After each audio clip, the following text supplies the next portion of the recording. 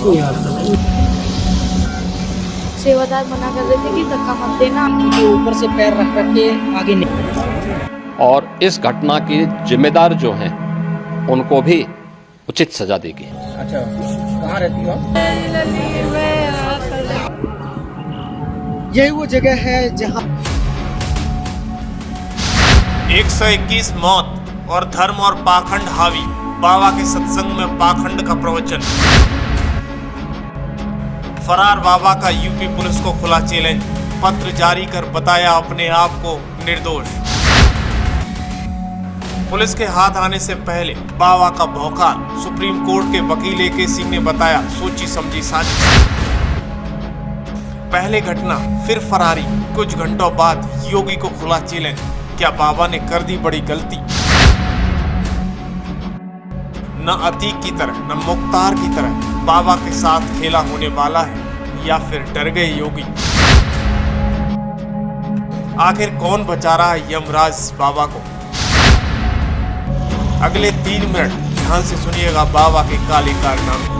कार्यक्रम के लिए गुलाबी गैंग, प्राइवेट आर्मी, मोबाइल या कैमरे से वीडियो शूट करना मना, नहीं माने तो गुलाबी गैंग का कहर, किसी सरकारी आदेश का इंतजार नहीं, गुलाबी गैंग द्वारा फैसला ऑन द स्पॉट, अपने आप को परमात्मा बताने वाला भोले बाबा का काला चिट्ठा।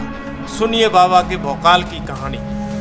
हाथरस सत्संग हादसे में 123 लोगों की मौत का मामला लगातार सुर्खियों में बना हुआ है। सत्संग में मची भगदड़ में हुई मौतों को लेकर यूपी पुलिस ने FIR दर्ज कर ली है। अभी नारायण सरकार हरि उर्फ भोले बाबा पर मुकदमा दर्ज नहीं किया गया है, जिनके सत्संग में भगदड़ मची थी। इस बीच सूरजपाल उर्फ भोले बाबा के बारे में कई सारे खुलासे हो रहे हैं। जांच के दौरान अभी तक जो भी खुलासे हुए हैं वो बेहद चौंकाने वाले हैं।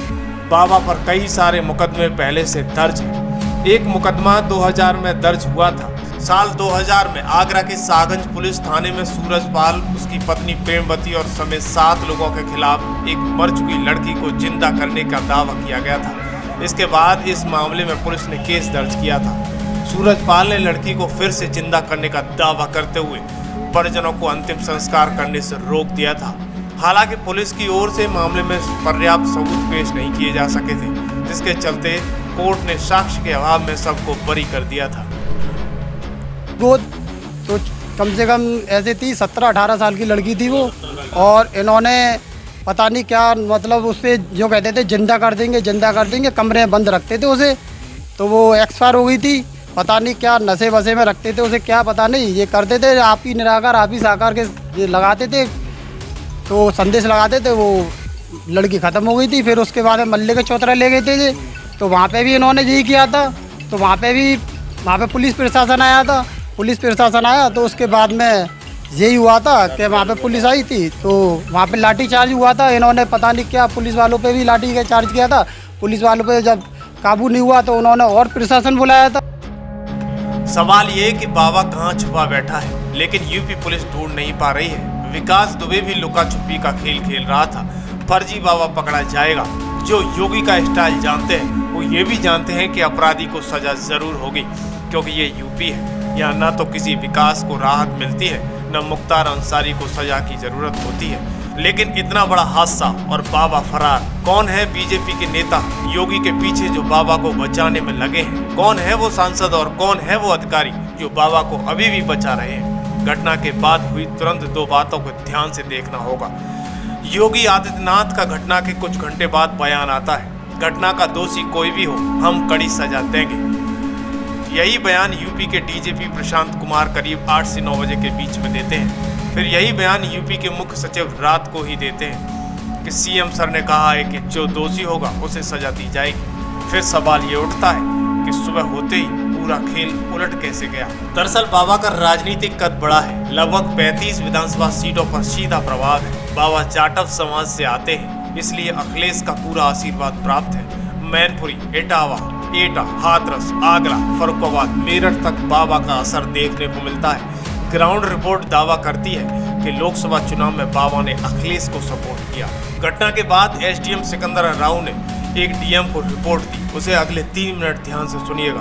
बाबा को बचाने का प्लान कैसे रचा जा रहा है। सुबह 10 बजे एक रिपोर्ट आती है ये पेपर बहुत कुछ कहता है। एसडीएम अपनी रिपोर्ट डीएम को सौंपते वक्त जो दावा करते हैं उसे पढ़कर हर कोई हैरान हो जाएगा।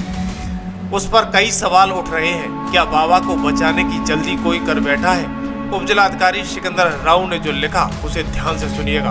बाबा प्रवचन से बाहर निकल रहे थे, उसी दौरान भीड़ उनके चरणों की धूल लेने के लिए उनकी तरफ बढ़ रही थी। बाबा एटा की तरफ निकले, जनता बाबा की तरफ बढ़ी, इसलिए बाबा के प्राइवेट आर्मी में मौजूद कमांडो ने भक्तों के साथ धक्का मुक्की कर दी। वहीं से भगदड़ मच गई। एफआईआर की कॉपी में बाबा का नाम नहीं है। भगदड़ वाली रिपोर्ट में बाबा कहीं गलत नहीं ठहराया गया है। एसडीएम की ही रिपोर्ट कोर्ट तक जाएगी। तो क्या बाबा को यहाँ बचाया जा रहा है? बाबा की सुरक्षा में तैनात कमांडो को जेल भेजा जाएगा तो क्या होगा? क्या बाबा बच पाएंगे? दरअसल बताया जाता है कि बाबा का कनेक्शन दिल्ली के नेताओं से भी है। पश्चिमी यूपी के कई नेता बाबा के चरणों की धूल लेते हैं। तो क्या योगी आदित्यनाथ को कदम पीछे खींचने पड़े हैं? क्या बाबा का आश्रम पर बुलडोजर नहीं चलेगा? क्या बाबा के शीश महल की खुदाई नहीं होगी? एक आम इंसान इतना पावरफुल कैसे हो सकता है? योगी की मीटिंग करते हैं, सुबह हाथरस पहुंचते हैं, लेकिन हाथ अभी तक खाली है। क्यों? पहली बार योगी को साबित करना पड़ेगा ये बुलडोजर सिर्फ मुसलमानों के लिए नहीं बल्कि हर गुनहगार के लिए है। जब योगी किसी एक महिला की मौत से परेशान हो जाते हैं, फिर नकली बाबा ने तो कई महिलाओं की जिंदगी छीन ली है, कई लोगों के घरों को बेघर कर दिया है, उनकी किलकारियां छीन ली हैं। तो क्या योगी माफ कर देंगे? यूपी में बुलडोजर का मकसद क्या है? क्या बुलडोजर धर्म, हालात और ताकत देखकर एक्शन लेता है, या फिर इस बार सीएम योगी के प्रकोप से कोई गुनहगार नहीं बचेगा? सोशल मीडिया पर दावा है कि नकली बाबा को बचाने का प्रयास किया जा रहा है। घटना के बाद योगी की पुलिस बाबा की तलाश में फेल साबित हो रही है। यूपी में पहली बार योगी के सामने धर्म संकट जैसी स्थिति आ गई है। फर्जी बाबा पर बुलडोजर चलेगा या नहीं, सवाल खड़ा हो गया है। ऐसे में सरकार बाबा पर एक्शन लेने से क्यों बचती हुई दिखाई दे रही है? क्या योगी इस परंपरा को तोड़ सकेंगे? दरअसल हरियाणा के राम रहीम पर जब एक्शन का प्लान तैयार हुआ था तो बीजेपी सरकार कुछ ठोस कदम नहीं उठा पाई थी। यहाँ तक कि बाबा राम रहीम को जेल भेजने के लिए आर्मी बुलानी पड़ी थी। आर्मी पर भी उनके भक्तों ने हमला कर दिया था। पहली बार देश की जनता ने देखा बाबा को जेल में पहुंचाने के लिए आर्मी, हेलीकॉप्टर और कमांडो का प्रयोग करना पड़ा था। योगी सरकार ने अब तक विकास दुबे को मिटाया क्योंकि वो अपराधी था। मुख्तार अतीक और न जाने कितने माफियाओं को मिट्टी में योगी सरकार ने मिला दिया। लेकिन क्या भोले बाबा के नाम से मशहूर नकली बाबा को मिटा पाएंगे? अब असली परीक्षा योगी की है, उनकी कानून व्यवस्था की है। हमने देखा है कि किसी एक की मौत पर योगी गुनहगार को माफ नहीं करते बल्कि साफ करते हैं। ये तो 123 मौतों पर तांडव है। क्या बाबा को योगी छोड़ेंगे? दरअसल राजनीति में एक ऐसा नेता किसी से नहीं डरता, किसी से कोई समझौता नहीं करता। विकास दुबे हो या 123 मौतों का जिम्मेदार नारायण सरकार हरी हो, लुका छुपी का खेल कर रहे बाबा ने एक लेटर जारी किया है जिसमें दावा किया गया है कि वो इस घटना का जिम्मेदार नहीं है। फरार बाबा ने अब पुलिस व्यवस्था पर सवाल खड़े कर दिए हैं। उन्होंने पत्र में लिखा है कि हम मृतकों के परिवार के प्रति अपनी गहरी संवेदना व्यक्त करते हैं और परमात्मा से घायलों को शीघ्र स्वस्थ होने की प्रार्थना करते हैं। सुप्रीम कोर्ट के सीनियर वकील डॉक्टर केपी सिंह को भगदड़ मचने वाले सामाजिक तत्वों के खिलाफ कार्रवाई के लिए अधिकृत किया गया है। बाबा ने लिखा है, मैं 2 जुलाई को गांव दुलारी सिकंदर राव हाथरस आयोजित सत्संग में काफ़ी समय पहले ही निकल चुका था। घटना के बाद सुप्रीम कोर्ट के वकील ए के सिंह क्या कहते हुए नजर आ रहे हैं, ध्यान से सुनिएगा। कार हरी ने जो घटना कल घटी दुखद थी।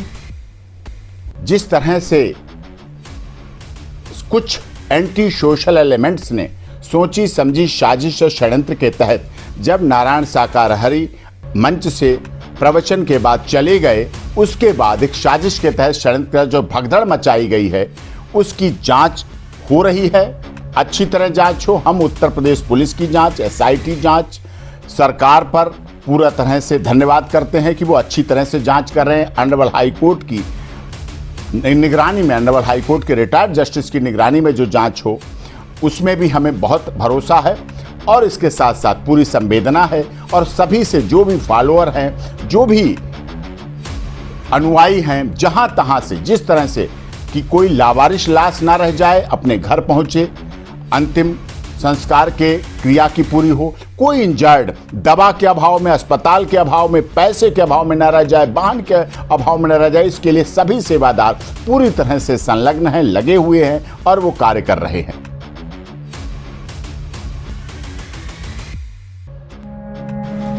सुबह करीब 10 बजे सीएम योगी हाथरस पहुंचे। यूपी के डीजीपी प्रशांत कुमार खुद छाता लिए योगी के पीछे खड़े हैं। यूपी के कई नेता और मंत्री भी दिखाई देते हैं, लेकिन यहाँ योगी कुछ परेशान होते हुए दिखाई देते हैं। तो क्या योगी को पता है कि उनके पीछे हाथरस में कुछ ऐसा हो रहा है जो बाबा को बचा रहा है? क्या सीएम योगी पर कोई राजनीतिक दबाव है जो उन्हें रोक रहा है? योगी के चेहरे का रंग क्यों उड़ा हुआ है? हाथरस की घटना के पीछे क्या पक रहा है? क्या बीजेपी में ही है कोई जो बाबा को बचाना चाहता है? एक तरफ योगी बुलडोजर भेजने की तैयारी कर चुके हैं, तो दूसरी तरफ बुलडोजर रोकने के आदेश कहां से आ गए? आधी रात को बाबा के मैनपुरी आश्रम को यूपी पुलिस ने छावनी में तब्दील कर दिया। फिर अचानक वो एक्शन कमजोर क्यों होने लगा? हाथरस में कुछ ऐसा हुआ जो खुली आंखों से दिखाई नहीं दे रहा है। अब सवाल ये उठता है कि बाबा ऐसी कौन सी जगह छुपा बैठा है जहाँ पर यूपी पुलिस खाली हाथ है, जबकि बाबा के शासन में विकास दुबे नहीं बचा, अतीक नहीं बचा, अशरफ नहीं बचा, तो बाबा को कौन बचा रहा है? योगी के इकबाल को खाली चुनौती देने वाला फर्जी बाबा पकड़ा जाएगा? क्या इनकाउंटर होगा? सवाल आपके मन में जरूर हो सकता है, लेकिन जो योगी का स्तर जानते हैं, योगी न्याय जरूर करेंगे। वो तरीका कैसा होगा, इसे देखने के लिए इंतजार करना होगा। पुलिस फर्जी बाबा को गुमनामी भी तोड़ेगी। हादसे के बाद अभी तक बाबा का कोई सुराग नहीं मिला है। पुलिस ने बताया कि भोले बाबा उत्तर प्रदेश के मैनपुरी स्थित अपने आश्रम में मौजूद नहीं है। मैनपुरी के डीएसपी सुनील कुमार ने बताया कि आश्रम के अंदर 40 से 50 सेवादार हैं, जो बता रहे हैं कि वो अंदर नहीं है, न वो कल आए और न आज है। लेकिन इस खबर पर आपकी क्या राय है? क्या इस घटना का बाबा दोषी नहीं है? कमेंट बॉक्स में लिखें। जब राम रहीम को जेल हो सकती है, आसाराम बापू को जेल हो सकती है, रामपाल को जेल हो सकती है, तो 120 मौतों के जिम्मेदार भोले बाबा उर्फ सत्यपाल को क्यों नहीं? जो लगाई गई थी सुबह वही फोर्स है, 32 थाने की फोर्स यहाँ पे 3 यहाँ पे है और 2 सीओ है और यहाँ पे सारी फोर्स को सर क्या अभी कुछ लोग चला रहे हैं इस बात को कि कुछ राजस्व अभिलेख दस्तावेज मिले हैं जिसकी जांच भी की जा रही है, कुछ ऐसी सूचना है क्या? नहीं, ऐसा कोई दस्तावेज भी हमारे हाथ में नहीं है और न तो उसको मैं जांच कर रहा हूँ। अगर कुछ ऐसी हुई तो